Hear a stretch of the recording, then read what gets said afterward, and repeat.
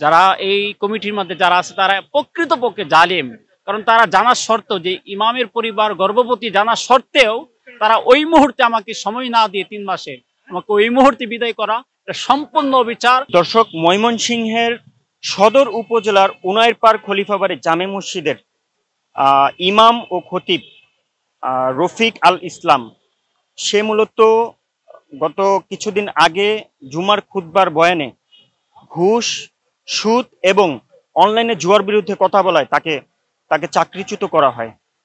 সে এখন পথে পথে এবং দাঁড়ে দাঁড়ে ঘুরছেন, পরিবার নিয়ে আছেন বিপদে। এখন আমরা তার সাথে কথা বলবো।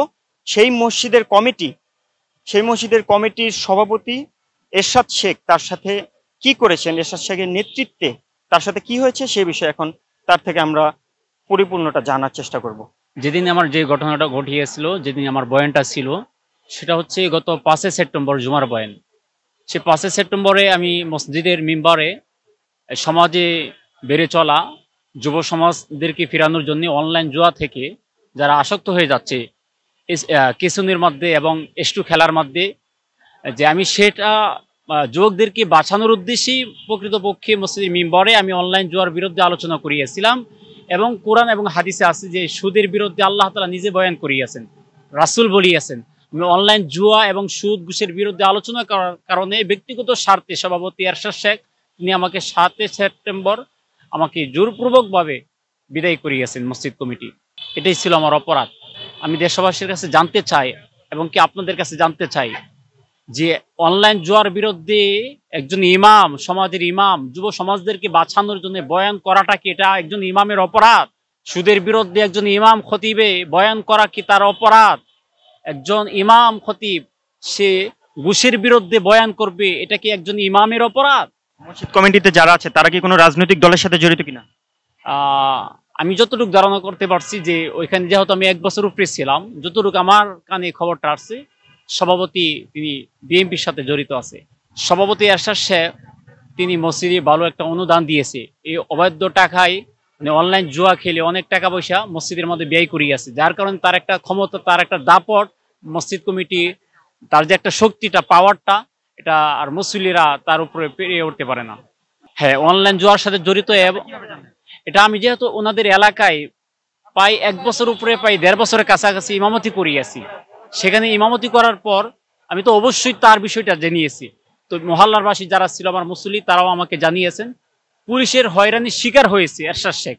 এটা যদি সঠিকভাবে তদন্ত করা হয়, সে যে পুলিশের শিকার হয়েছে, গ্রামবাসী তার বিরুদ্ধে সাক্ষী দিতে হবে।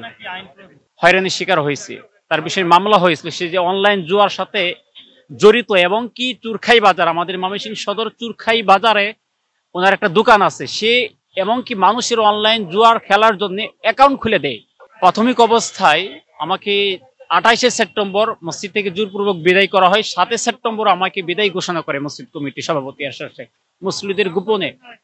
তো 29 সেপ্টেম্বর পর্যন্ত মুসল্লিরা আমার পক্ষে ছিল। এর পরবর্তী আমাকে বিদায় করে মুসল্লিদেরকে উনি কৌশলে হাতিয়ে নিয়েছে।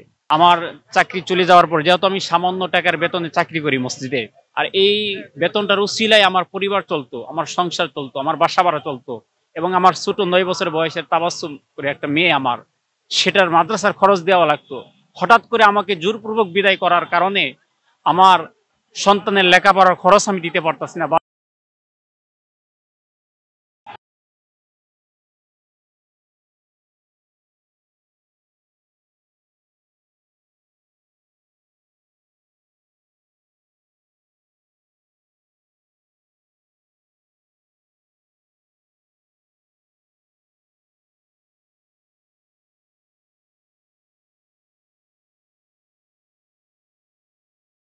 হ্যাঁ, এটা সম্পূর্ণভাবে মসজিদ কমিটি আমার প্রতি যে অবিচার করিয়াছে, অন্যায় করিয়াছে, জুলুম করিয়াছে, জালিম কমিটি যারা যারা এই কমিটির মধ্যে যারা আছে তারা প্রকৃতপক্ষে জালিম।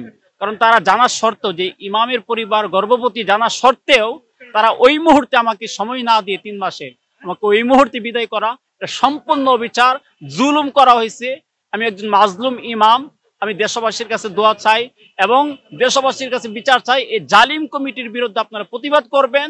কারণ আজকে যদি এই ময়মনসিংহ সদরের এই কমিটির বিরুদ্ধে যদি আপনারা প্রতিবাদ করতে পারেন, বাংলাদেশের যতগুলো মসজিদ কমিটি, এই সমস্ত সুদখোর ঘুষখোর এবং অনলাইন জুয়ার সাথে যে সমস্ত কমিটি জড়িত আছে, তারা ইনশাল্লাহ কমপক্ষে হলেও ঠিকঠাক হয়ে দাঁড়াইতে পারবে।